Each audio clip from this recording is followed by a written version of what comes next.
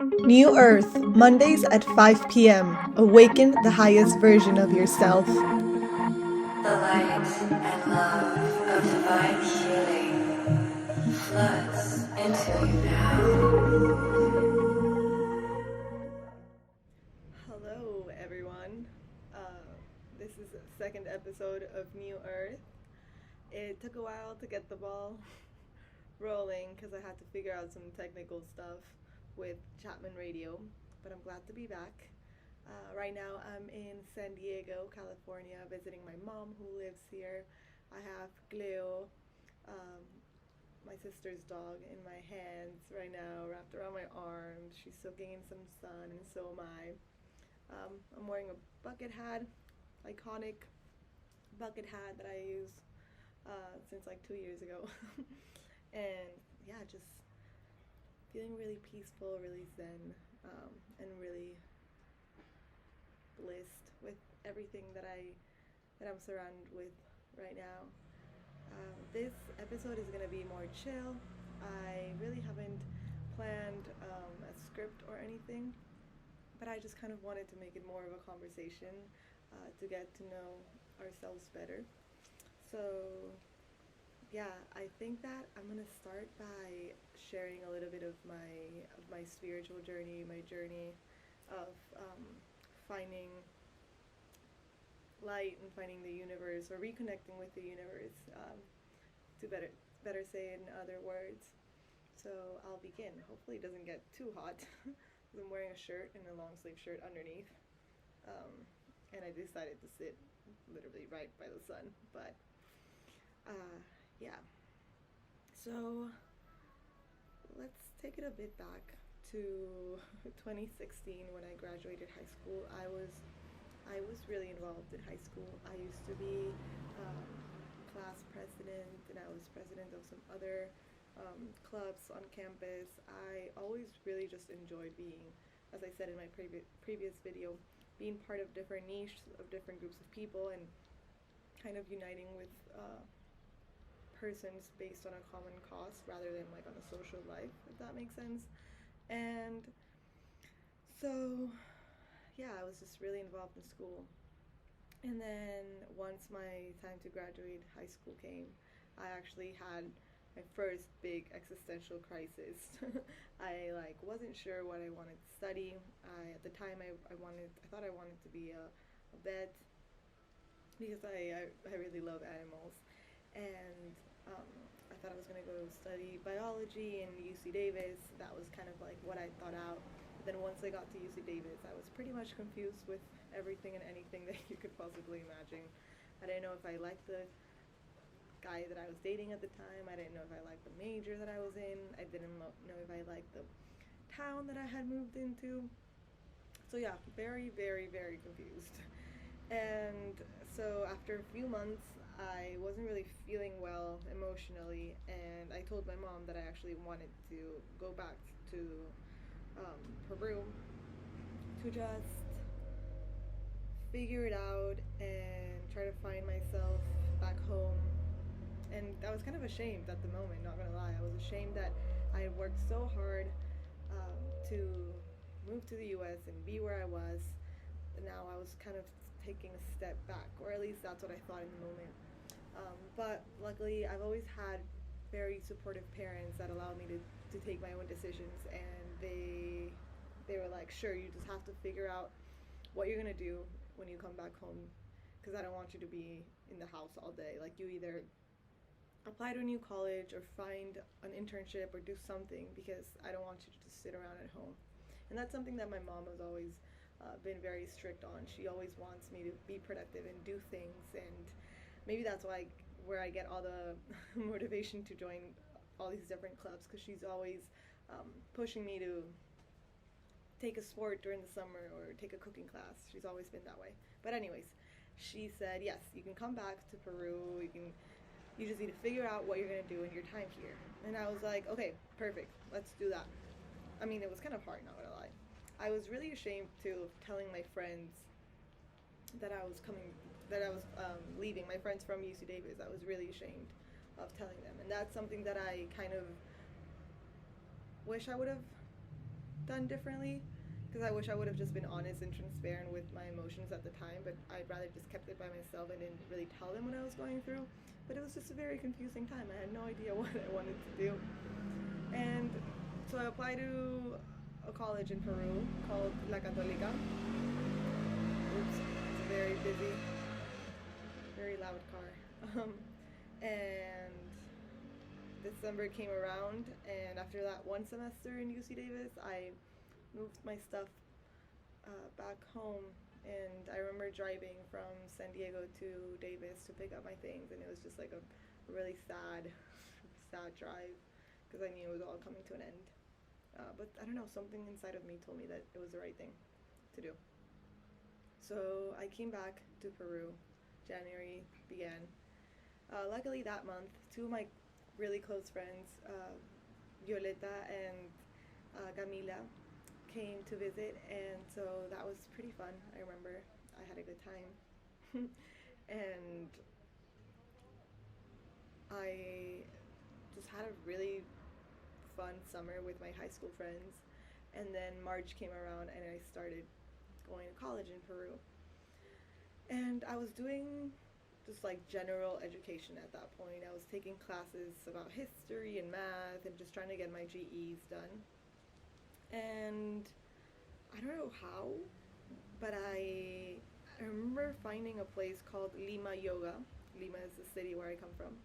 And I wanted to try it. I was like, sure, like, I don't know. I just wanted to try something new, and I heard that, I already knew that yoga was like a cool thing that was, but okay, I don't know what happened, but yes, I found out that this place was doing yoga classes, and I was like, sure, let's try it out. And I remember I went to the yoga class by myself. I signed up for like a one-day trial, and I went, and in that class, the first thing that they made us do was just lay down in Shavasana, which is basically like lying down with your complete body on the ground and then just facing up and just being silent and meditating for 10 minutes. I never meditated in my life before that moment, so I had no idea what was going on. I was very, very confused. Everything was silent. No one was guiding me through the meditation. It was just a room filled with strangers in spandex being silent. And so I was a little thrown off. I didn't know what was going on. But the class continued, and we started stretching and doing hatha yoga, which is like the basic yoga. And so we did the yoga for 40 minutes, and then the last 10 minutes we meditated again. They told us that we had to do another 10 minutes of meditation, and I was like, oh god, like another 10 minutes of being silent. I was like, I wanted yoga, I didn't want meditation. The 10 minutes begin, and after like 2 minutes of being silent, I remember I just started sobbing. I started crying. And it wasn't loud. It wasn't a loud cry, but it was like I was shedding tears. And I didn't know why I was crying. I was just laying down crying. And looking back, I think that was the first meditating and creating a space where I could just lay down and do nothing allowed me to listen to my mind for the first time. And I felt so much peace, and I felt so much comfort with myself for doing that I started crying because I finally felt home. I finally felt like I was home. And it wasn't a physical home. It was like a mental place where I'd finally come into terms, and it was beautiful. I after that day, I kept going to yoga, and I kept getting better. I did research on the side as well of like what meditation was, what I should think about doing, what I should think about when I was meditating, because no one really taught me that when I was in the studio. And eventually I ended up finding another yoga studio, which is amazing. It's a studio in Lima, which I can leave the details. Isn't she the cutest? Cleo, the dog, my dog is just like laying down in my lap. She's so cute. But yeah, I ended up finding another yoga studio, and this yoga studio is like it's actually still running. It's a house with it's called Zenda Yoga, and it's a great place for everyone in Lima who is wanting to do yoga. I totally recommend that place. But they have cats running around and like a bunch of trees, and it's like a house with two floors, and the first floor is a yoga studio, the second floor is um, I think there's like rooms for energy healing, which I didn't get to do, but still amazing. And yeah, I just started getting better at yoga. I started allowing myself to stretch. For me, going to yoga became a place to give myself some self love, like a physical self love. I was finally able to truly tune in to my body and understand what was hurting, what places were tense. Um, and I started to bring in my friends too. I told my friend Andrea and my friend Valeria that they should join me, and we would just like meet up before and then drive to the studio, and it just became like a social thing during the week, which I'm really happy that I did that because I think everyone should know about yoga. But that's how I eventually, because I started doing yoga, I wanted to do more research about it, and that's how I found Buddhism, because yoga comes from India, and so does Buddhism, which is like huge in India. So I remember checking out my first book of about Buddhism from my college in Peru, the library, and that book, I remember I just sat down and like I just read through it, and it was amazing. Buddhism has become a life-changing philosophy for me. I've taken a class during interterm in Chapman about it as well with my mentor Nancy Martin, and it's a great, great class. Um, and I would like to talk about Buddhism for a bit because I think that everyone who does yoga and is into meditation should know about the history of Buddhism and like where the practice is coming from. You know, there's a lot of debate going on around cultural appropriation as well with yoga because it's being changed to like hot yoga and all these like different trendy things like yoga with goats. So I think always going back and researching about the historical roots of the activities that you're doing are always important. Um, but anyways, I don't want to start rambling about cultural appropriation. um, but Buddhism. Let's talk about Buddhism. Buddhism is a universal dharma of life that talks about suffering. It emerged in 5 BCE when king at the moment, Siddhartha Gautama, left his utopian lifestyle castle as he decided to explore the world beyond his life. Sorry, I'm trying to read from like this like essay blog thing that I that I wrote a couple years ago. But basically, okay, in other words, there was this prince called Siddhartha Gautama from India who had a dad who was a king, and the dad had his has okay. I'm sorry. Let me recollect my thoughts. So there's this king, Siddhartha Gautama's dad, who has a kid, Siddhartha Gautama. Okay, and the dad gets his future read, and the person who reads his future tells the king, "You're gonna have a kid," and who is really spiritually woke. In other words, he probably didn't like they probably didn't say that, but yeah, they said you're gonna have a kid who will have to decide between two different paths.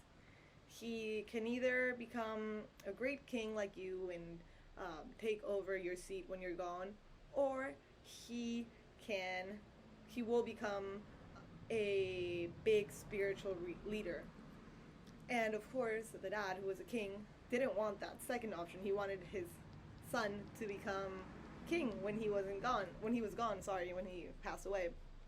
So the dad decided to leave Siddhartha in his castle and did not allow him to leave. Siddhartha would have a bunch of servants delivering him food and women coming in to give him pleasure. His life was surrounded by pleasure and richness, and an easy life full of richness. And that's how the king thought that he was going to avoid his kid from becoming a spiritual leader. One day, Siddhartha has to travel to another destination, and he gets into his what do you call it? Like, he gets into his like car at the moment, which wasn't a car, like the mode of transportation. And when he's going to his destination, he looks out the window, and he sees um, people different from him. First of all, he bumps into a man who is dealing with a disease, and he asks the guy, like, what's wrong with you? And they respond, I am gonna die, I have a disease, I'm ill.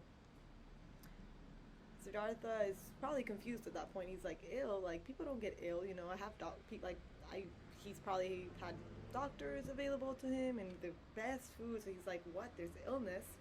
He keeps going his way, and he bumps into a person who's suffering from hunger, I believe, if I'm getting the tale right. But then he finally bumps into an old man who's about to die, and then that's when Siddhartha realizes that all humans go through dissatisfactions. He realizes that he had been living in this sort of illusion where pain and suffering had been completely avoided, when the reality was that everyone went through pain in different ways, either through hunger, through diseases, through aging. Everyone dealt through suffering. And that's when Siddhartha realizes that he needs to explore the world for what it really is. You know, he feels the need to break away from his bubble and actually get to explore this emotion of suffering that is so common in everyone's life. Siddhartha first, in an attempt to become more aware of this emotion of suffering and why it happens, he tries to become part of the religious group of the ascetics.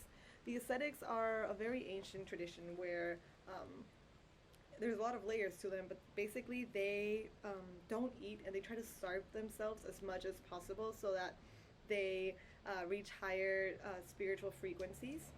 And so Siddhartha joins them. But after a couple months, he becomes really skinny, and he realizes that this is not the correct practice for him, that he doesn't want to starve himself to reach higher levels of awareness. So he keeps going his way and abandons the ascetics, which they weren't really happy at the moment, but not yet. Siddhartha decides to continue his own path. And so trying to figure out why this suffering is such a common thing in people, he sits down a Bodhi tree, I think that's how it's pronounced, and he decides to sit underneath this tree in Indian position, crisscross position, and close his eyes and start meditating. And he tells himself that he's not going to stand up until he finds the answers to the truth and the answers to why suffering happens. When he meditates for over 5 or 6 months, and when he's meditating, he tells that there's this like sort of like negative demon who tries to convince him to stop meditating and open his eyes, and like all these like temptations and demons start to like convince him that he shouldn't meditate for longer. But Siddhartha is able to transcend these demons, and finally he understands that that suffering is a normal thing that every human experiences in this experience called life. He realizes that suffering doesn't have to be a bad thing, because it's something that is so common to everyone in this planet experiencing a human life. With this realization in mind, Siddhartha becomes the Buddha, the awakened one, because he realizes that yes, suffering is a common state of mind, but it is up to us to decide how we deal with that suffering and how we transform that suffering into a healthier path, into a path where we can outgrow that suffering. And he realizes that a way to do that is by following the middle path, a path where there are no, a path where there's no extremes, a middle path, a path of balance, a path of harmony. And that's when Siddhartha becomes the Buddha, which is, again, the awakened one. So the Buddha, once realizing that suffering is normal and that suffering can be transcended, decides to escape his life of luxury and look further into the truth of this pain. The Buddha learned an elemental lesson, that everything and everyone is changing all the time. Okay, I'm sorry, I kind of lost my thought. But yeah, basically he realizes that suffering is a normal, suffering is a common emotion, but this suffering comes from our attachments, and that we must learn an elemental lesson, that everything and everyone is changing all the time. So we suffer because we attach to previous states and we want to be the same as we were before, but in reality everything is in constant motion. Life is a construction of different situations, and we're constantly being asked to readjust to these new challenges. Worries, desires, and thoughts will arise, but we must not hold on to them, for life is experimental, and feelings are the inevitable byproduct of the impermanence of life. With this understanding, the Buddha structures the Four Noble Truths. This is, number 1, that life is suffering because things always change. Number 2, that the cause of suffering is caused by desire, wanting more. Number 3, that the solution would then be to extinguish the cravings and desires of the self. And finally, that one must follow the Eightfold Path in order to transcend this suffering. The Buddha understood that life wasn't about suffering like the ascetics or overindulging like the royals, but finding the middle way, a life with balance. With a desire to make others awaken with him, the Buddha traveled long distances, and person by person, pilgrim by pilgrim, he taught people not a dogma, but his experiences of enlightenment, one towards the Eightfold Path. Now I'll talk about the Eightfold Path. So the Eightfold Path is said to be more than a lifestyle, but a general blueprint for a way of thinking that influenced the creation of the Dharma. This path holds the fundamental practice to look within. No one can save us but ourselves. No one can and no one may. We must walk the path alone, said the Buddha. The first part of the Eightfold Path starts by having a higher wisdom, a right view and understanding about the impermanence of life and our connection to this reality. It is then followed by having the right intentions, a commitment to understand the ideas and thoughts that make up your mind. When we do things, we may do good things, but we also need to know what we're thinking in the back of our minds. If we're doing good things for our own benefit, or are we doing good things for the greater good? The second part of the Eightfold Path is all about ethical dilemmas, creating a discipline for your actions, having a right speech, a right conduct, a right livelihood, engaging in a life of respect, honesty, and compassion. That means no swearing, no physical aggression, don't slap anyone, or don't live in a room that's messy and filthy, actually living in an ethical way, in a way that is inspiring. Finally, the third part of the Eightfold Path is engaging in meditation by practicing the right mindfulness and right concentration.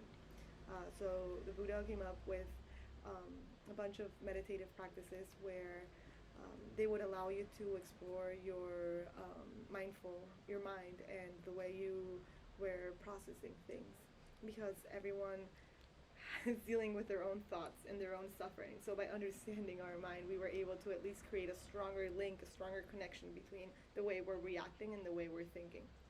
It wasn't easy at all, of course, to face. It isn't easy at all in general to face your mental patterns and emotions. But the Buddha believed that only by facing our minds we would allow ourselves to be free from the deception of who we are. And this whole Jesus, I'm getting so hot because I'm in the sun. I don't know why I decided to sit in the sun. Getting really hot. Okay, I decided to change seats because I couldn't take the sun anymore.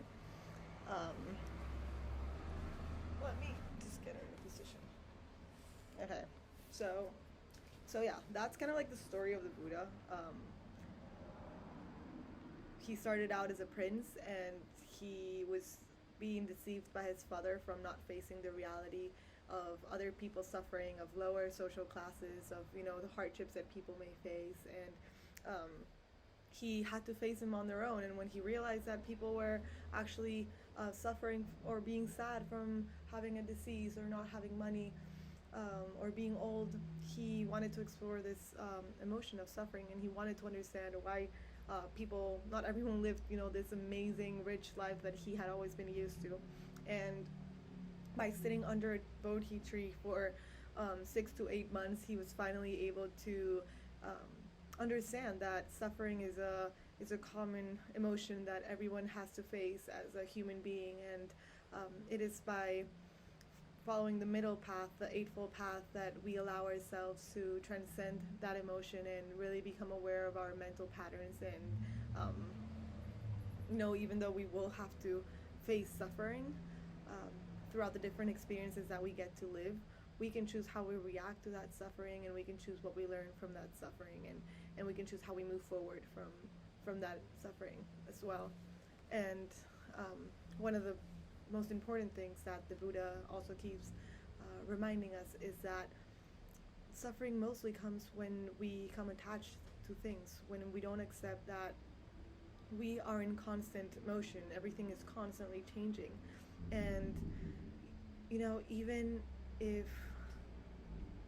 we wanted our amazing white sneakers to be clean forever, they're eventually gonna get dirty, because that's the law of nature. And that's actually also called the law of entropy in physics, which talks about how everything eventually gets destroyed, and even the universe eventually will get destroyed, because things are always changing, and things are always getting destroyed in a way. It sounds a little negative, but it's just, I think accepting change was one of the best things, because going back to my spiritual journey, I was so fixated on being a biology major, studying in the US straight from from high school. I was so fixated with that idea of myself that I realized that my end goals can change, and my path can change, and that's totally alright. I don't have to be fixated in this image that I had about myself when I was in high school, and I can just accept that things change. New experiences were drawn into my life, and now I'm a different version of myself. I'm not a different person, but I'm a different version of myself, and that is totally okay. And that's made me, oh my god, that's made me just way more peaceful and way more happy, because I don't know, now when I have to move to a different apartment, or I have to get rid of stuff from my closet, I understand that, that's the cycle of life. Things are gonna end. And I think I didn't fully absorb the meaning of change until recently, that I ended a relationship with this guy that I had been on and off for a long time, where I finally I finally realized that even people are meant to be in your life temporary, because things are going to change, situations are going to change, I'm going to change, people are going to change, and that is okay. They're not meant to be in your life forever, of course, unless you find your soulmate, if you believe in that, or your husband, and you swear for life that you will be there. But I don't know, even then, I think that people are most relationships are temporary, and it's important to accept that, because if we hold on, that's when suffering begins. If we hold on to a specific connection that we had with a person, a specific relationship that we had with a person, that's when suffering begins. I think that's a lot of people can relate to that. It's accepting that things are going to change, and that these changes, at least the way I see it now, these changes are exciting for me now, because they present new new challenges to be figured out, new problems that I need to be solved, and that's how I keep moving forward. Just accepting change and accepting that things are temporary.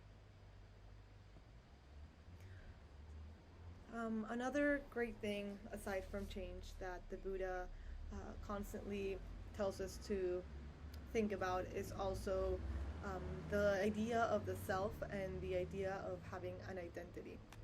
So the Buddha provides different ways where we can enhance our way of being, by, for example, like having a right speech or the right intentions. But I think it's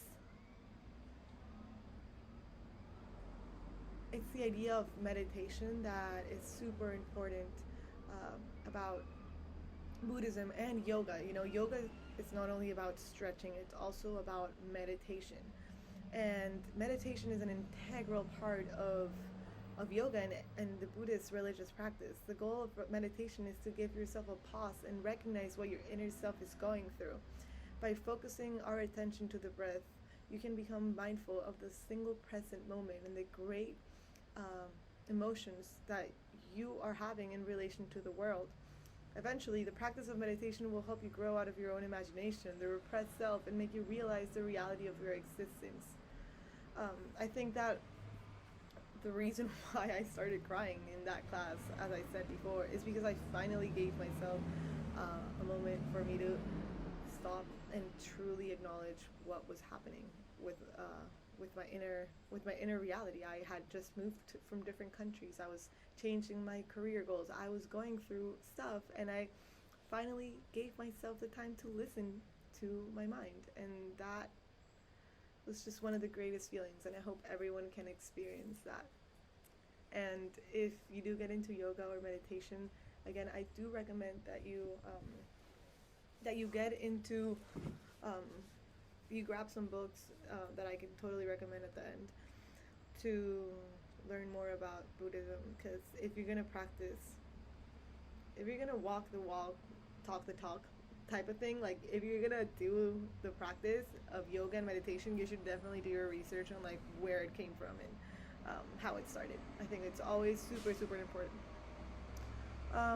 Okay, and one more thing about Buddhism that I think it's worth talking about is there's so much about Buddhism, it's insane, but the idea of karma. Buddhism does believe in karma, and they believe that everything that you do will have an effect on yourself. So if you do if you do something good or you do something bad, you will pay for it in very different and subtle ways. The universe speaks in very different ways. I brought up the concept of karma because I just think it's important to know that even if you may feel alone, you're not alone. You're always being watched by the higher power, and your karma is being built. So I don't know, just choose wisely the actions that you take, because if you're making other people suffering, then you're probably gonna make yourself suffer as well. But anyway, I don't want to go on a tangent about that. I'll just go back to I did go on a tangent about Buddhism, but I just wanted to talk about Buddhism because it's so freaking important. I just wish everyone knew about it more. Trying to see if I have any more notes that I could talk to you guys about Buddhism. But yeah, the Buddha's a great teacher. I really like him.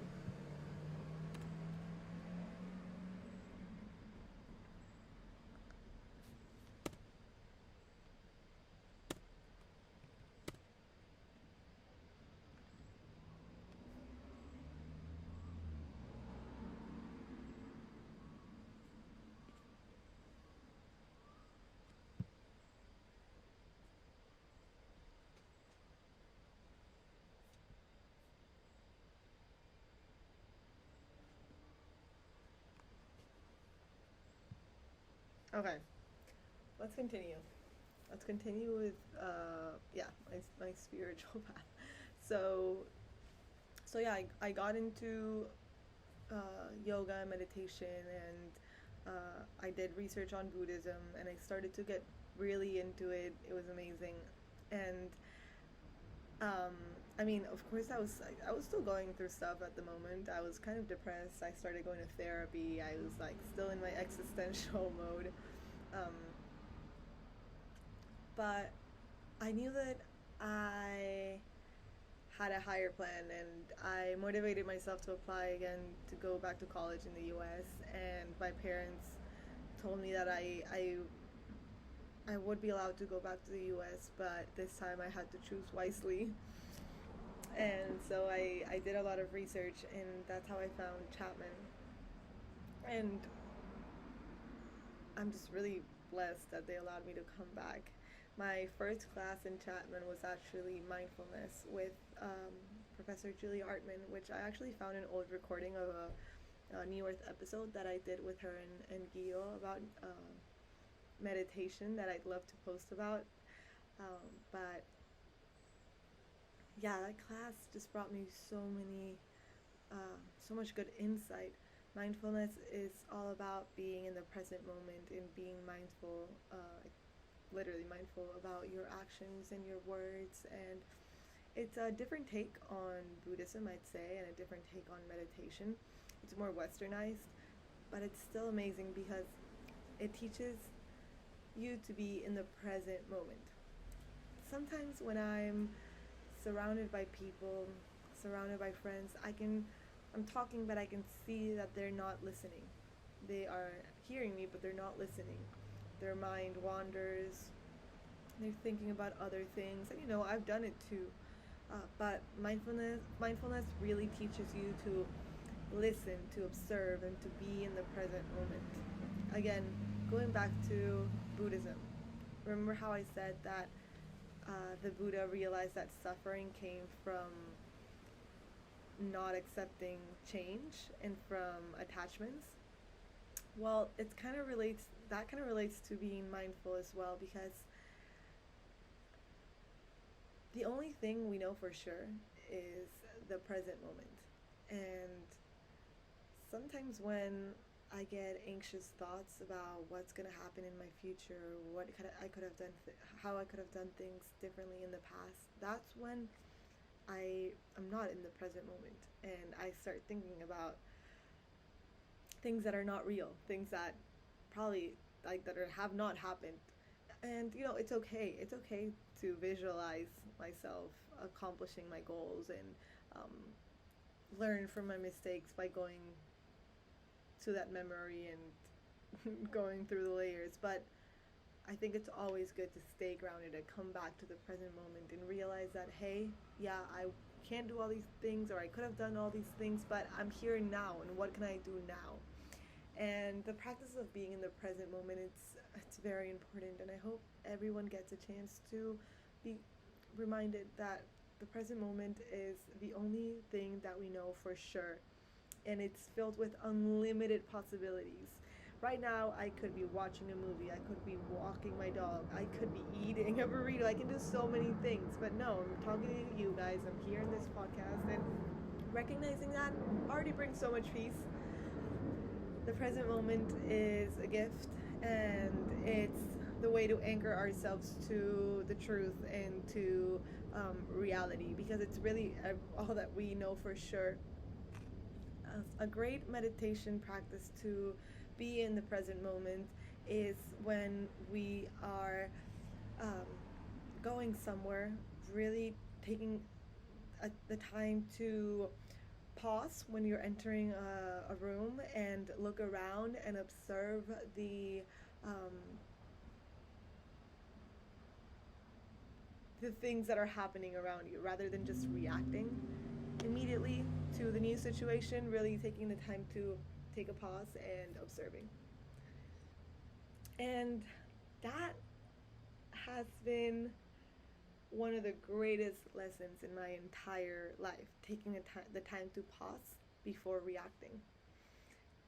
Pause and processing. And I think that's where I missed in my high school career. I was always so focused on what I was going to do next, what project I was going to do next, what event I was going to do next. I was always so focused on the next that I forgot to take the time to ground myself and be back in the present moment. So yeah, after that, I after going through my spiritual awakening, or whatever you want to call it,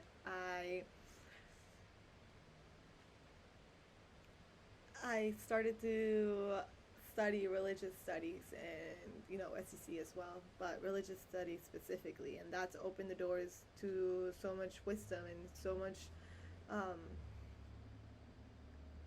thought on how to live a good life. I took a class called New Religious Movements, where they talk about religious movements that are emerging or have recently emerged in the last 40 years. And I don't know, all these different classes that I've taken, the study of religion, new religious movements, it's just made me realize that religion is really, and spirituality, if anything, is a great tool to find new practices that really enhance your life, and practices that you don't even have to pay to meditate. You don't even have to pay to do yoga. You can literally just pull up a video or sit with yourself, and that's already such a great way of practicing being in the moment and finding peace. Religion in itself, I'd say, is created by an interchange of ideas of how to live a peaceful life, of how to find yourself and find a higher power. And these ideas have been adapted for so many years. I guess it depends on what type of religion. But all religions are, I think, at the end of the day, bonded by this desire to find greater spiritual growth and to awaken and to truly understand how to tap into the divine.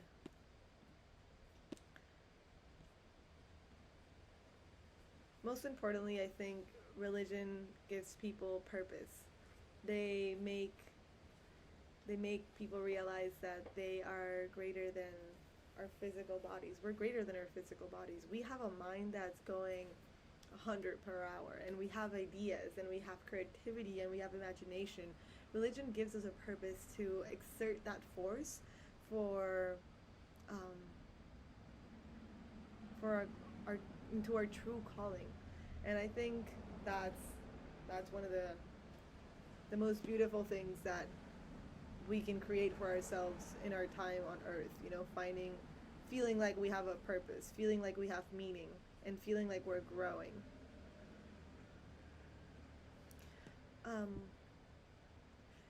Spirituality, at the end of the day, it's very self-reflective. I think it's getting to know your mind, getting to know your higher self.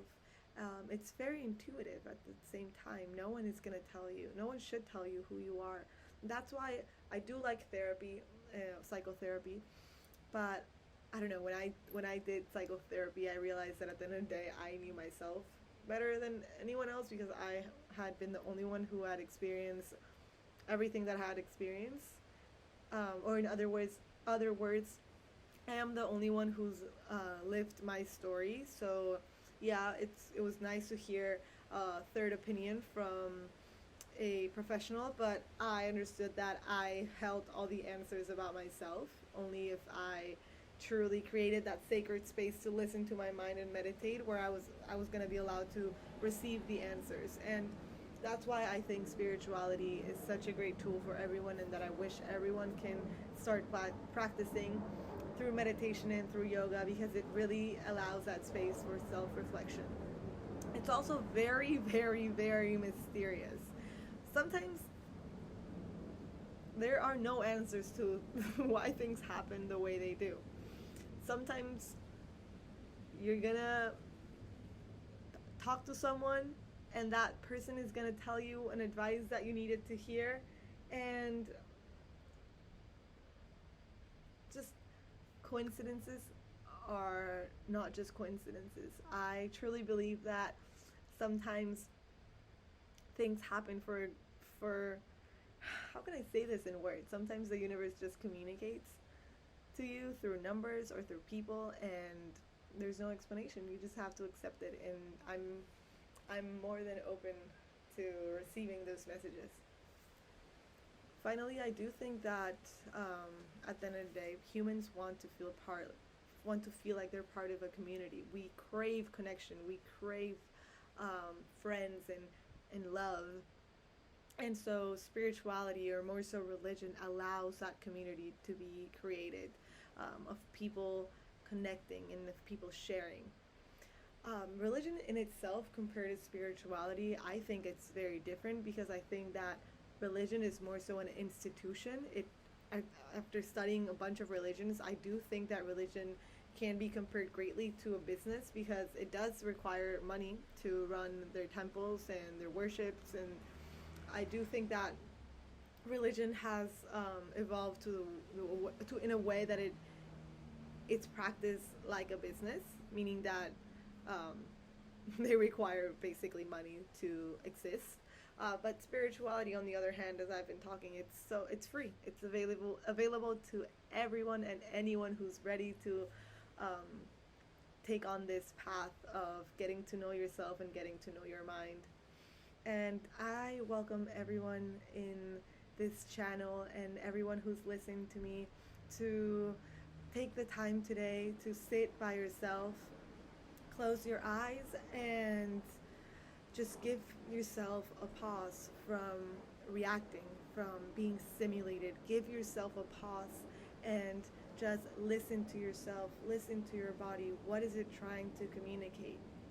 If you don't feel comfortable sitting in silence, just at least give yourself a hug.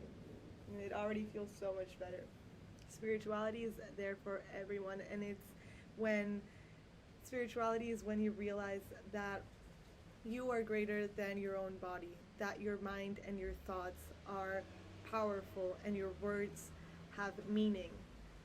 You are a magical being, just waiting to realize it. And I am realizing myself how magical I can be, and the extent of that mystical magic that I hold within. And I hope that you want to join me as well. It'll honestly I can't promise that spirituality will make you rich, but I can promise you that spirituality will make you find yourself. I can promise you that spirituality will make you live a more peaceful life and really start to acknowledging all the blessings that you already have. I thought that I needed to study a certain career or get a certain job in order to be happy. But once I started my spiritual journey, I realized that what I needed in order to stop suffering constantly is to become friends with myself. And I needed to truly start accepting who I am. I wish I could have someone tell me their thoughts right now about what I'm saying, because it could be super hippie, or it can also be just really insightful, but I'd like to say it's insightful. Oh, okay. I also wanted to say, spirituality, even though I'm hyping it up and I'm talking about all these great things about how it can make you more self-aware and more peaceful, spirituality also has a dark side that I would love everyone to be aware of. Not everyone who is aware wants the best for you, and not everyone who is aware has the best intentions. I've met people in the past who are aware and who use that awareness to manipulate others and to get what they want. So if there's anything that I could advise people that are starting their spiritual journey, is to be extra careful of who you're surrounding yourself with. Remember how I said that we are more than our bodies? Well, it's been proven by quantum theorists that every human has a biofield. What does that mean? We have energy coming out of us. Everything has energy. our phones have energy. Our plants have energy. They're just like these fields, energetic fields, like layers coming out of us, coming out of every object. And why am I saying this? When we interact with someone, we are creating an we are exchanging energies. When we touch something, we are exchanging energies. Be careful with who you are exchanging your energy with. You might think that you're just getting to know someone. You might think that this person could be a good friend or whatever, but honestly, trust your intuition and trust that if you don't have, if you feel like someone doesn't have the right intentions, walk away from that situation. And more so, just be careful with who, set high standards with who you're exchanging your energy with. If you are truly a light worker, if you're truly beginning your spiritual journey, know that your energy is worth more than any negative energy. I don't even know how to say it into words, but yeah, there's people that are out there to benefit from you, and I've had to go through it, and I've had people benefit from my kindness and benefit from my light, and that's why I'm saying this, because there are people that are that have chosen the dark side of spirituality, and that's, I don't even want to get into it, but that's like there's people that work with just demons and really negative energy. So just be careful with your aura and who you are exchanging your energy with, because even if you don't know it, unconsciously you are absorbing people's energies all the time. Something that I could also give a tip on is, usually when I leave to the grocery store or like a place where there's going to be a lot of people, I wear a hat, and that can be a little exaggerated, but I just feel like protecting my head actually protects me from absorbing more energies, and I am someone who absorbs a lot of energy, I'd say. I mean, I think there's also people that give more energy than absorb, but I absorb more than I give. Personally, I think so. So that's a great way I protect myself. Also, be aware of where you are getting your information about spirituality. Recently, there's a new trend called witch talk, which is a trend on TikTok of people that are talking about witchcraft and Wicca on TikTok.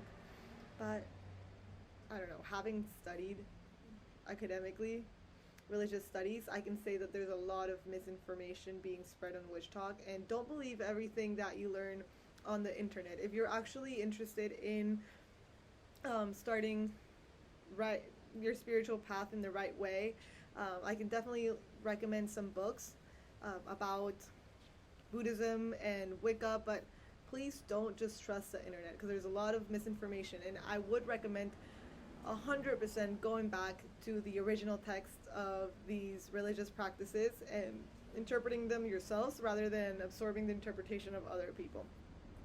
But that's just my take on it. I don't know if I don't trust witch talk. I do have TikTok, and I am more on the spiritual side of TikTok than on the witch side of TikTok, because I think spiritual TikTok is more like people spreading their experiences with spirituality, and witch talk is people like teaching you how to make spell jars and how to like hex people or how to communicate with deities. I would just be careful with that overall, and yeah, just know your sources. Know your sources.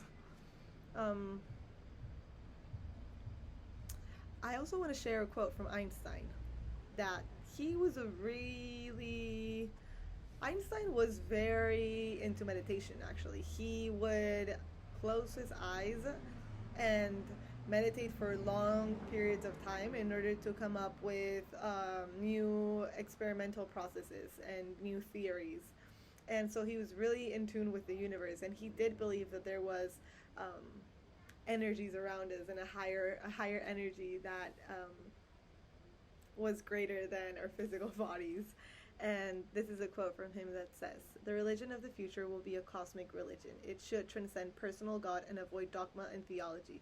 Covering both the natural and the spiritual, it should be based on a religious sense arising from the experience of all things natural and spiritual as meaningful unity."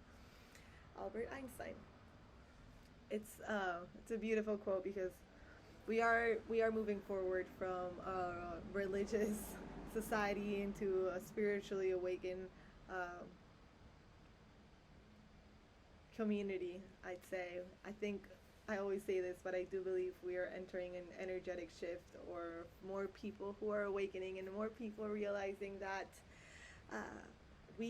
our only purpose in this life is not just to get a career, make money, pay the bills. Yes, that is important. Money is important, but it's also realizing that we have a mind and we have thoughts, and understanding our thoughts and understanding our mind is one of the biggest tasks that we have in our lives.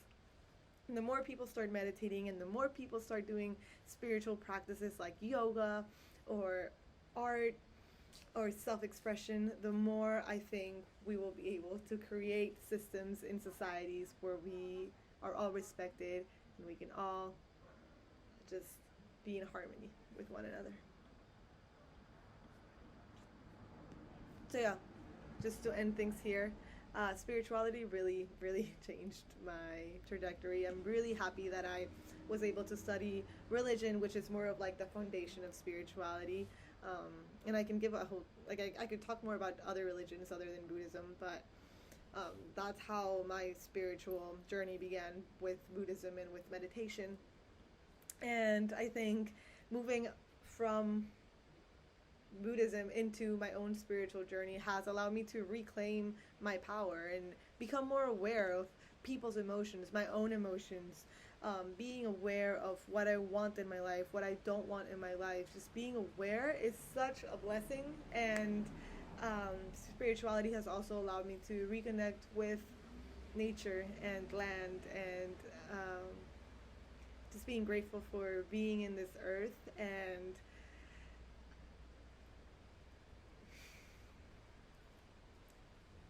begin with the task, the biggest task, which is getting to know my mind, and I hope you get to know your mind too. Psychology is great, and I don't want anyone thinking that I don't support psychology. I think it's amazing that there's so much research going on in psychology, but I just wanted to remind everyone that the mind goes way more beyond than our material brain. We are cosmic beings, and we are here to learn about ourselves, to become a higher version of ourselves, to repay our karmas, and to transform energy into light. And I hope you I hope you join me in that journey.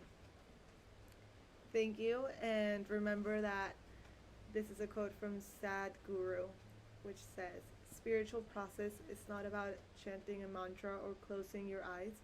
Spiritual process is essentially about enhancing your perception. Get to know your mind, use your mind as a laboratory, explore yourself, close your eyes, hug yourself, and really become your own best friend, and you will understand better what I'm talking about." Thank you, and I hope you have a great rest of your day. Please let me know if you have any questions about what I've talked about. I'd love to continue to talk. And my Instagram is natural-welfare. Or you can also just reach me on my personal Instagram. Carla Frias D. Carla Frias D. But yeah, thank you everyone for tuning in into the second episode.